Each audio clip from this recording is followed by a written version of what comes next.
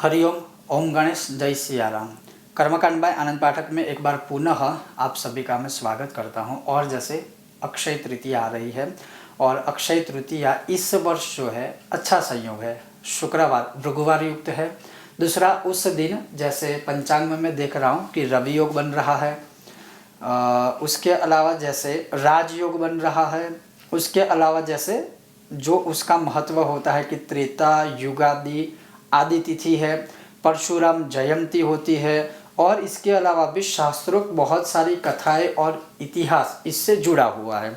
लेकिन मूलभूत अगर बात करें तो शुक्रवार युक्त अक्षय तृतीया, राजयोग का होना और सिद्ध योग का होना। अब इसमें लक्ष्मी जी की ऐसी कौन सी साधनाएं करनी चाहिए जिससे आप धन प्राप्ति या कर्ज मुक्ति हेतु या लक्ष्मी जी को पूर्ण रूप से प्रसन्न कर सकते हो। आज इस विषय में हम बात करेंगे। अगर आपको यह विषय वीडियो पसंद आए, लाइक कीजिएगा, शेयर कीजिएगा। चैनल पर नए हो तो सब्सक्राइब करके घंटे का चिन्ह दबाइएगा। तो चलिए शुरू करते हैं। लक्ष्मी जी को प्रसन्न करने का सबसे पहला अगर सर्वोत्तम, श्रेष्ठ, उत्तम, अनुभवित कोई सुक्तम या स्तोत्र है तो वो एकमात्र है, वो है श्री सुक्तम। तो अक्षय तृतीया में श्री सुक्तम के यथाशक्ति पाठ या सुक्तम या स्तोत्र का अनुष्ठान आप स्वयं कर सकते हो या अपने परिवार हेतु अपने लिए किसी विद्वान ब्राह्मणों के द्वारा भी करवा सकते हो। श्री सुक्तम स्वयं करते हैं तो अवश्य ध्यान रखिएगा कि उच्चारण में किसी भी प्रकार की कोई गलती नहीं होनी चाहिए।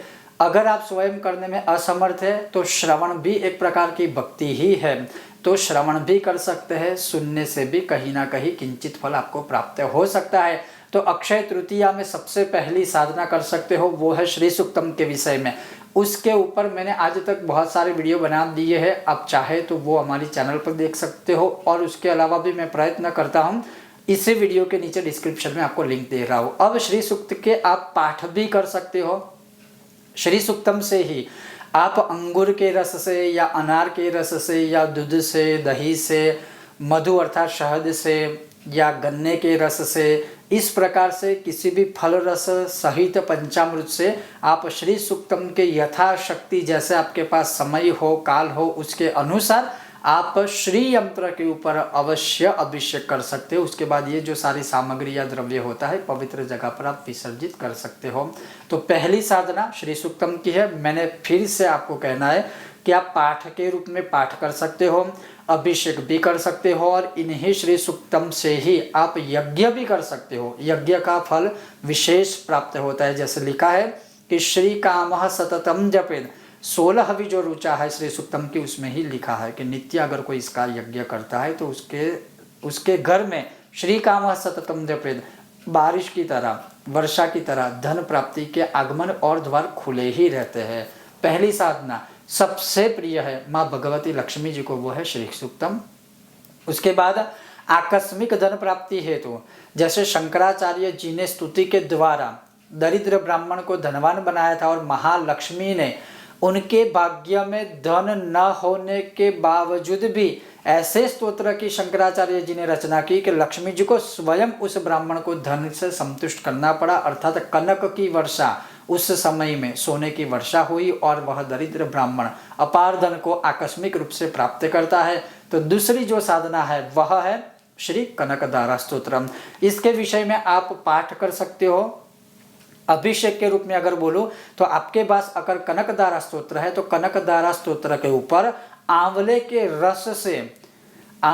रस से स्तोत्र को बोलते हुए उसका अभिषेक कर सकते हो। या फिर इसके साथ साथ विशेष फल हेतु कनकधारा स्तोत्र के सामने आप आंवले का प्रसाद, आंवले का भोग लगा सकते हो। इससे भी महालक्ष्मी की कृपा प्राप्त होगी। बाद में जो आंवले का रस है वो पवित्र जगह पर विसर्जित कीजिए और आंवले का जो भोग लगाया है, प्रसाद लगाया है, वो आप प्रसाद के रूप में खा सकते हो। आंवला अगर हरा, ग्रीन, फ्रेश मिले तो अच्छी बात है प्रसाद के लिए। अगर ना मिले तो ड्राई आंवला भी जो आता है सूखा, वो भी आप भोग के स्वरूप में लगा सकते हो।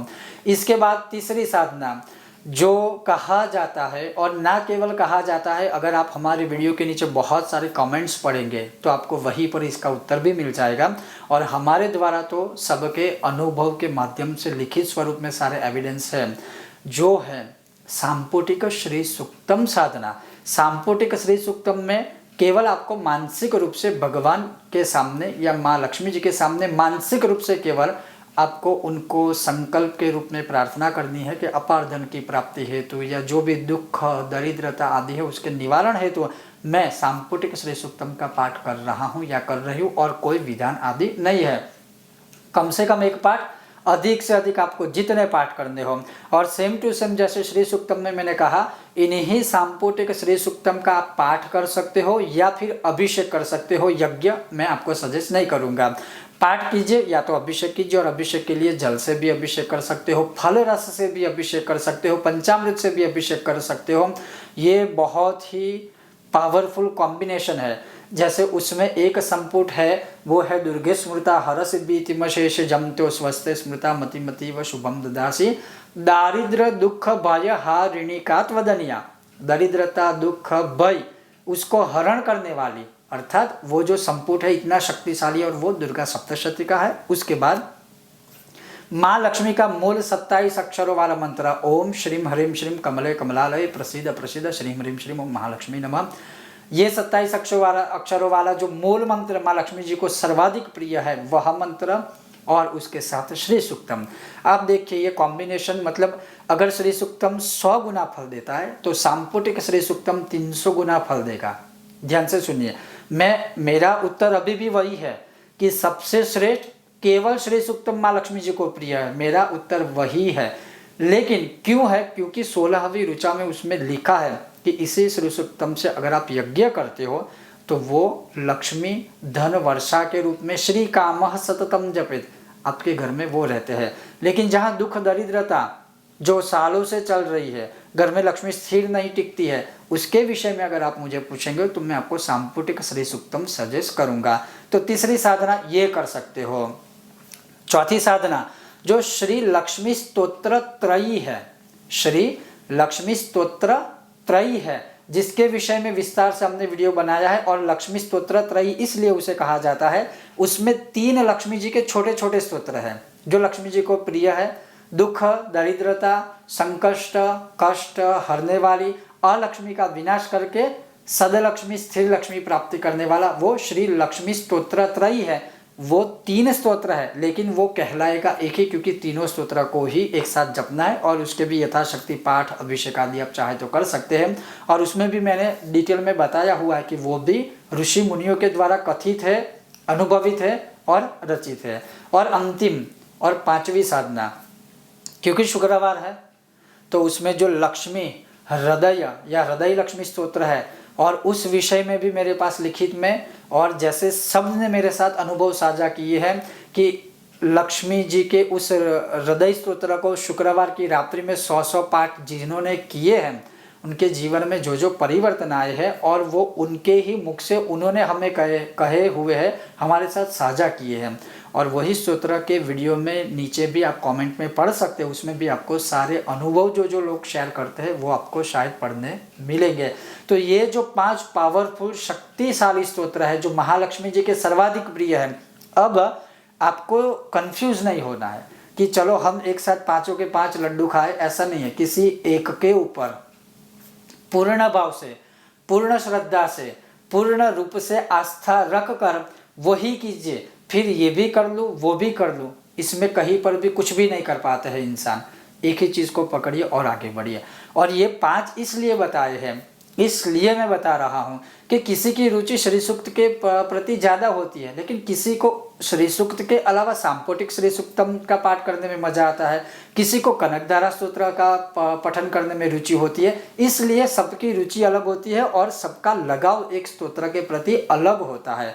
तो आपको जिस इन 5 स्तोत्रों में से रुचि हो, अक्षय तृतीया के दिन अवश्य यह साधना कीजिएगा, क्योंकि इस बार अक्षय तृतीया शुक्रवार युक्त है, लक्ष्मी जी का प्रिय दिवस है, लक्ष्मी जी की प्रिय तिथि भी है। और उस दिन राजयोग और सिद्ध योग भी है। तो बहुत अद्भुत योग है और यह साधना आप किसी भी समय कर सकते हो। ध्यान से सुनिएगा, तिथि के अनुसार सुबह सूर्य उदय से लेकर दूसरे दिन के सूर्य उदय तक किसी भी समय यह साधना कर सकते हो। सिर्फ यज्ञ अगर आप करते हो तो रात्रि को यज्ञ नहीं करना है, उसके अलावा पाठ, अभिषेक, जप, तप आदि सर्वस्व आप सब कुछ कर सकते हो।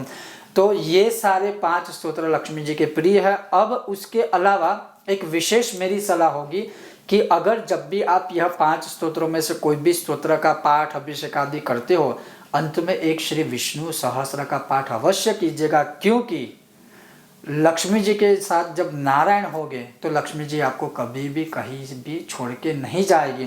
सिर्फ लक्ष्मी लक्ष्मी लक्ष्मी करोगे तो लक्ष्मी ज़्यादा दिन तक टिक नहीं पाएगी। तो विशेष एक सलाह है, अन्यथा आप इन 5 स्तोत्रों का भी लाभ ले सकते हो। ये था आज का विषय और वीडियो। अगर आपको यह विषय वीडियो पसंद आया हो, लाइक कीजिएगा, शेयर कीजिएगा, चैनल पर नए हो सब्सक्राइब करके घंटी का चिन्ह दबाइएगा। बहुत जल्द मिलते हैं नए विषय और वीडियो के साथ, तब तक आप देखते रहिए कर्मकांड बाय आनंद पाठक मेरे साथ। ओम गणेश, हर हर महादेव। और आप सभी को अक्षय तृतीया की मेरी ओर से बहुत बहुत शुभकामनाएं। ओम गणेश।